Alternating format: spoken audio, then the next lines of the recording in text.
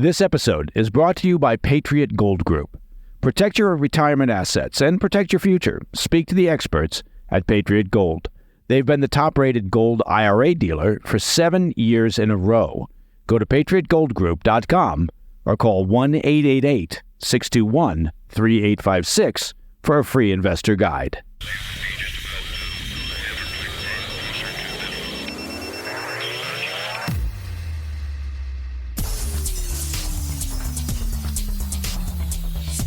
It's Friday, 19 July.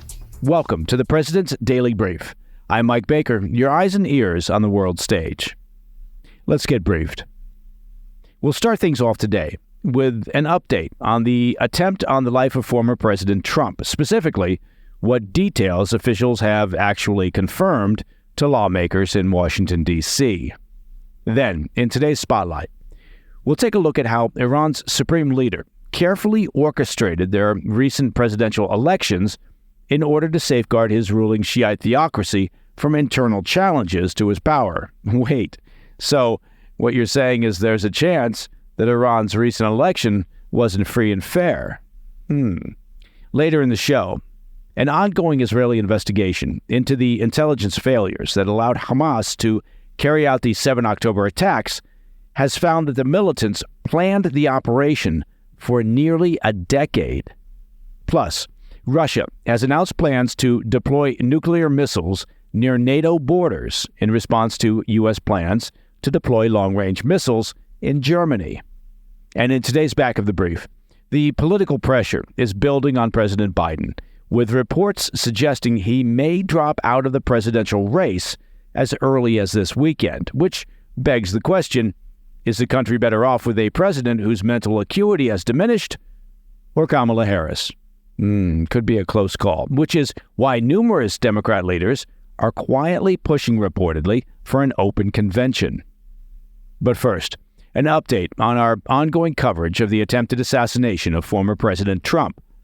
FBI Director Christopher Wray, his deputy, and embattled Secret Service Director Kimberly Cheadle gave private briefings to lawmakers in the House and Senate on Wednesday on their latest findings from the ongoing investigation. Their latest findings? Things didn't go well. There's our finding. They said officials have conducted more than 200 interviews and continue to pour through footage from the crime scene. Details were reportedly scarce at the briefings, but there were a few notable updates from the investigation. Most shockingly, officials told lawmakers that U.S. Secret Service snipers had the gunman in their sights for 20 minutes before the shooting took place. We just couldn't decide whether this unidentified individual with a rifle on a rooftop staring at the stage was a threat. They added that at some point, a member of Trump's Secret Service detail made a call about the shooter after spotting him on the roof, though officials did not expand on the details of why a call was made. Officials said it was during that call that the shooter began firing on the former president. Good God. Cheadle reportedly acknowledged to lawmakers that the Secret Service failed at what she described as a, quote, no-fail mission.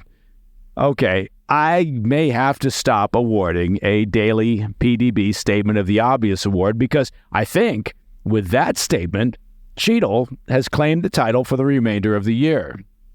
Regarding the shooter's phone, in a classic case of whataboutism, investigators said they found searches for both Trump and President Biden. We just don't know what it means. Specifically, the dates of Trump's rally in Pennsylvania, along with the dates of the upcoming Democratic National Convention in Chicago. He also searched the internet for results on, quote, major depressive disorder.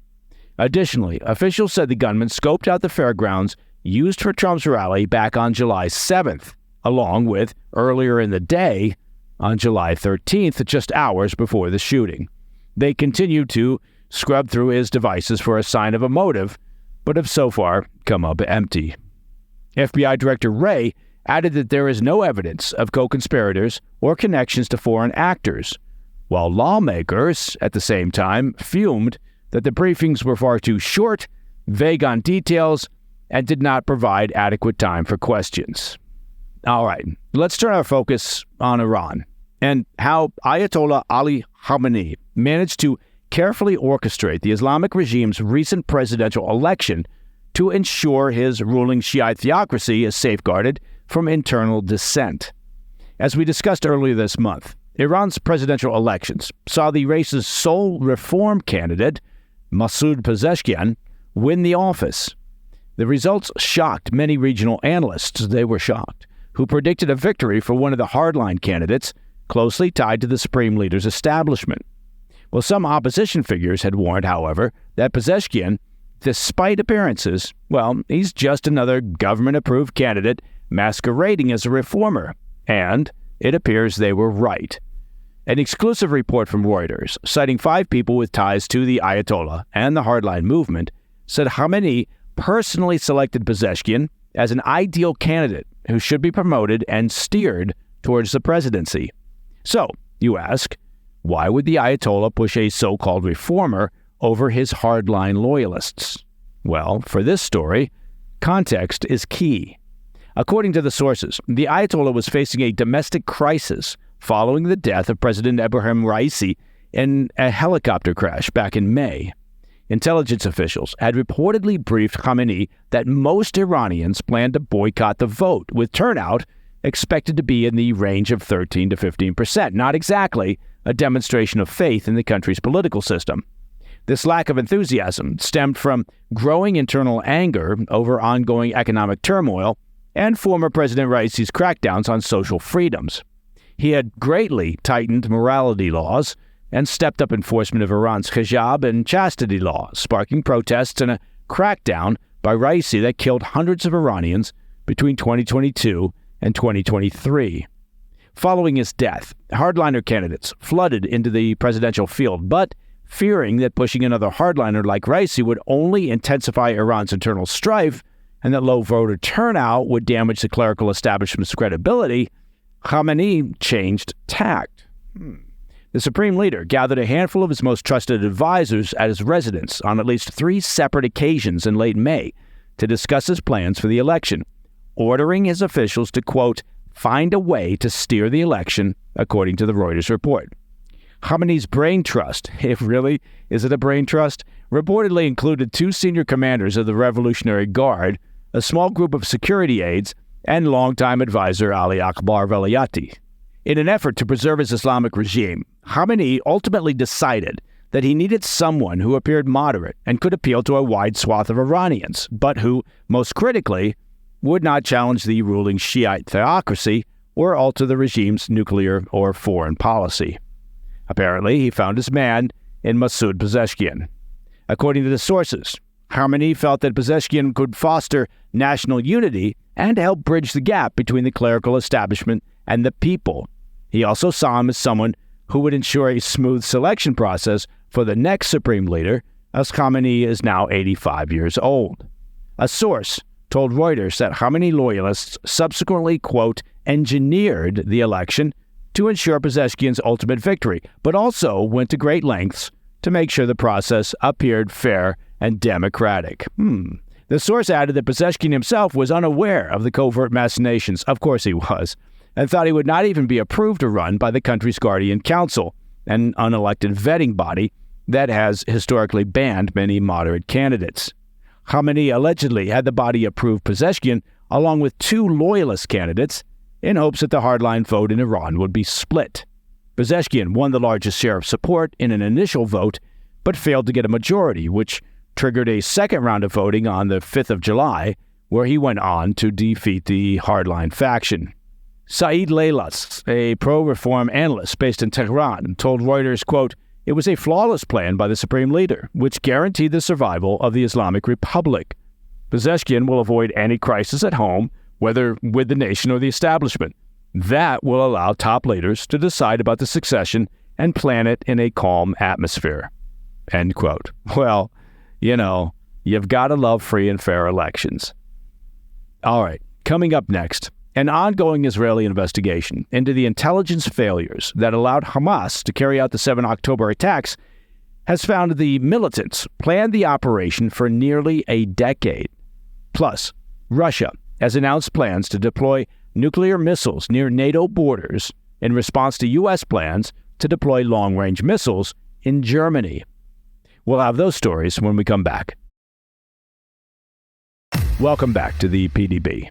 Shifting gears, Israel is in the midst of a national reckoning over the events of 7 October as the country's leadership investigates the security breakdowns that allowed Hamas to pull off the barbaric attacks. In a major revelation, information leaked from an ongoing investigation of Israeli military intelligence shows that Hamas had been planning the deadly incursion into Israel for more than 7 years, suggesting that Mossad and IDF intelligence missed critical warning signs of the planned attack. That's according to a report from the Jewish Chronicle. Leaders within Israel's military intelligence apparatus were apparently convinced that Yahya Sinwar, Hamas's chief in Gaza, was close to securing an agreement with Israel to improve economic conditions within Gaza and solidify Hamas's position as the governing body of the enclave. They also saw Hamas's decision to abstain from a previous round of fighting between the Islamic Jihad and Israeli forces as proof positive that Hamas militants were not interested in a fight. According to the leaked report, officials had determined that Hamas, quote, is not seeking and does not have the ability to go to war with Israel. In other words, Hamas, for years, carried out a successful disinformation campaign. While Israeli officials refused to comment on the specifics of the leak, it mirrored what we learned last fall regarding a 40-page document codenamed Jericho Wall. That document outlined Hamas's plans for 7 October point by point with incredible detail, but was repeatedly dismissed by Israeli leaders as something far outside of Hamas's capabilities. Israel had obtained that document more than a year before the attack, which unfolded nearly exactly as described.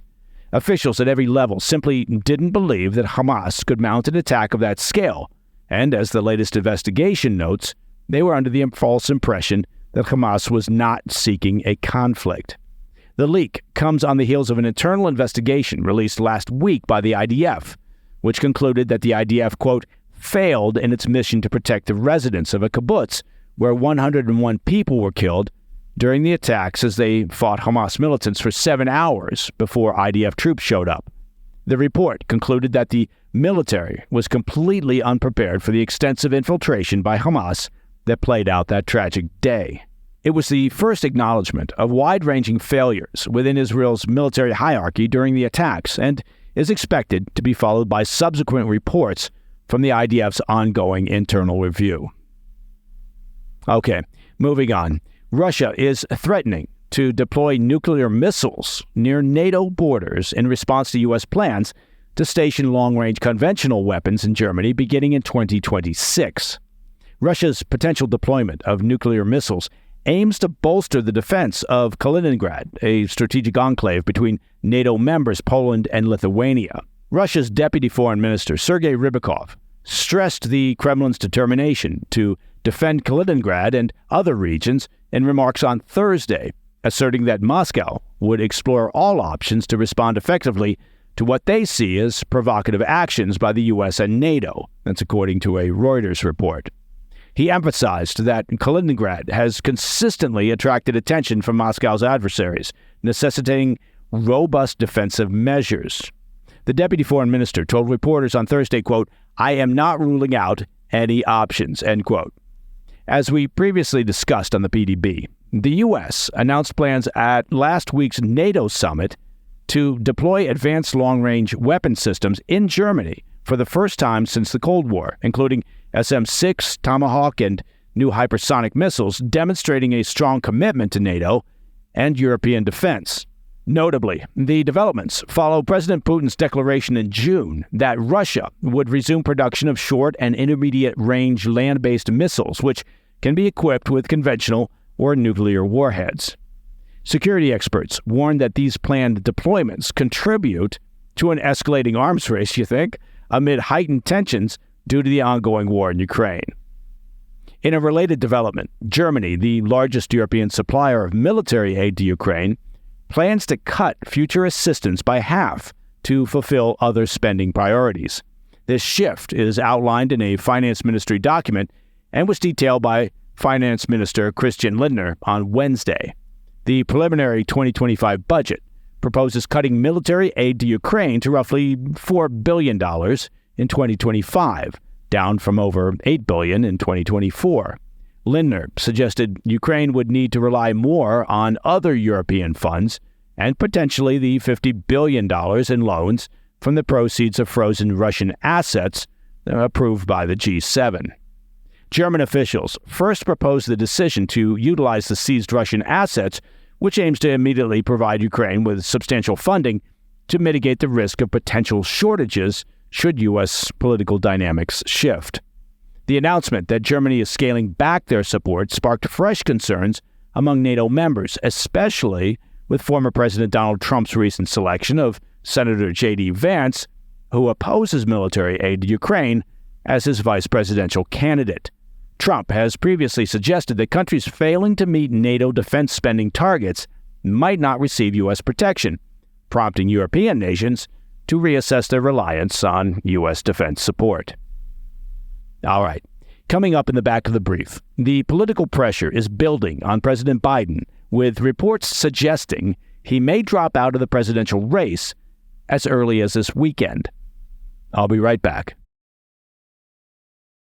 In today's Back of the Brief, the Democratic coalition backing President Biden shows new signs of cracking as top congressional leaders and close friends could likely persuade him to drop out of the presidential race as soon as this weekend.